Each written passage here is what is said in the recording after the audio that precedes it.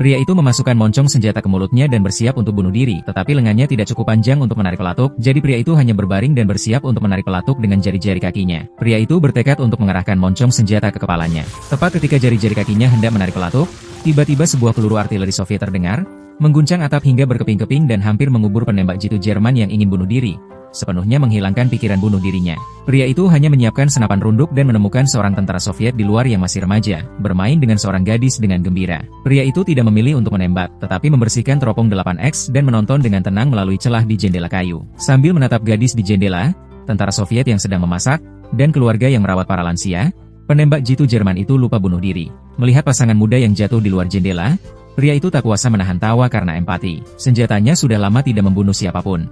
Ia menyeka larasnya tanpa tujuan, seperti wanita Soviet di ruangan seberang, hanya untuk menyibukkan diri. Namun, hari itu Komandan Soviet tiba-tiba meminta sesuatu kepada gadis itu, dan pria itu segera mengangkat penembak jitunya, berusaha melindungi gadis di sebelahnya akhir-akhir ini. Saat hendak menarik pelatuk, untungnya Komandan Soviet telah berbalik dan pergi. Pria itu kemudian menyimpan senapan runduknya dan menembakkan pelurunya. Ia masih memiliki 4 peluru runduk, tetapi ia tidak tahu harus menggunakannya di mana. Di malam hari, gadis itu memainkan biola, dan alunan indahnya menarik perhatian pria itu. Gadis itu seolah merasakan ada yang mengintipnya, dan pria itu menarik napas dalam-dalam lalu mulai memainkan biola, mengungkapkan keinginannya untuk pulang dan kerinduannya pada keluarganya. Namun di gedung ini, tak seorang pun bisa memahami isi hatinya. Keesokan harinya, pria itu merasa sedang jatuh cinta, dan tak kuasa menahan diri untuk mulai membersihkan jenggotnya, bahkan dengan berani keluar ruangan untuk bercukur. Tiba-tiba, sebuah peluru memecahkan cermin. Sebagai penembak jitu ulung, pria itu tidak panik, melainkan mengambil kain kasa untuk membalut telapak tangannya yang terluka. Lalu mengambil gergaji besarnya dan bersiap untuk bertempur. Ia membidik dan menembak ke arah peluru dengan intuisinya.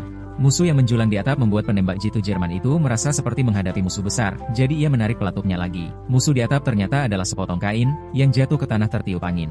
Ia masih memiliki 2 peluru penembak jitu, jadi ia terus menggunakan cermin dengan berani. Sinar matahari yang dipantulkan cermin menyinari kamar tidur gebetannya. Gadis itu tidak merasa jijik setelah dibangunkan oleh reflektor, dan rela dia terus bertindak gegabah. Pria itu mengerti dan tersenyum bahagia.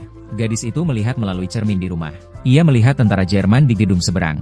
Saat itu hujan deras. Penembak jitu Jerman itu keluar dari gedung dan membasuh tubuhnya yang sudah berhari-hari tidak dimandikan, seolah ingin membasuh semua kewaspadaannya terhadap dunia dan menyambut cintanya sendiri. Namun, semuanya akan berbalik. Cinta yang berlebihan dan tak terkendali itu berbahaya. Malam harinya, keluarga gadis itu mengadakan makan malam dengan cahaya lilin. Tiba-tiba, seorang tamu tak diundang datang dan menuangkan segelas anggur merah untuk gadis itu, tetapi tentara Soviet itu menutup gelas dan menolaknya. Tamu tak diundang itu mulai menunjukkan bakatnya, menari seperti burung merak yang sedang merayu cinta. Penembak jitu Jerman itu sangat marah. Ia mengarahkan penembak jitu yang telah membunuh banyak orang ke arah tamu tak diundang yang sedang mengungkapkan cintanya kepada gadis itu, dan menarik pelatuknya tanpa ragu. Tetapi mengenai tentara Soviet yang menolak minum, penembak jitu Jerman itu masih memiliki 1 peluru. Tiba-tiba, sebuah peluru Soviet menyerang dan mengubur tamu tak diundang itu di reruntuhan. Penembak jitu Jerman itu tidak memanfaatkan situasi. Sebuah tembakan terdengar dan penembak jitu Jerman itu jatuh tersungkur ke dalam genangan air. Saya merasa tidak ada solusi. Dalam perang, semua hal yang indah pada akhirnya akan menjadi meriam, tetapi saya merasa ringkasannya kurang tepat.